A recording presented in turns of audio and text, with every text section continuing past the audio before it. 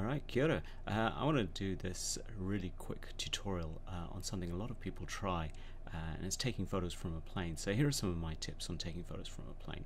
The first thing that I recommend is getting a telephoto lens. Now, I'm using a 70-300 Canon lens.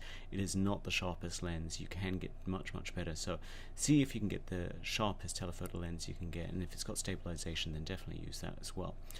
Tip number 2 is fly somewhere with nice views. Now this seems a bit obvious, but obviously the different places you will fly to will have different views.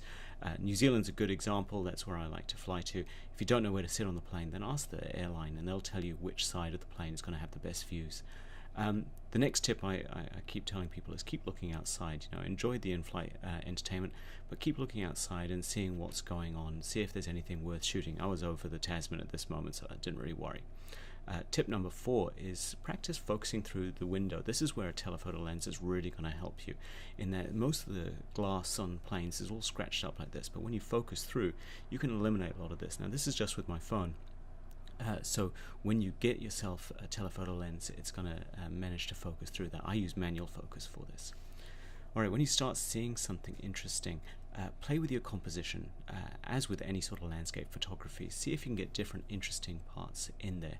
It's going to be pretty hazy up in the sky, so use the dehaze function in Lightroom, or increase the contrast, bring down the brightness a little bit to try and get those structures popping a little. And the last tip I'm going to give you is keep practicing every time you fly. I've done this approach into Christchurch dozens of times, and I've always wanted this shot of the Waimakariri and the mountains in the background, and I still don't think I nailed it. This is today's flight.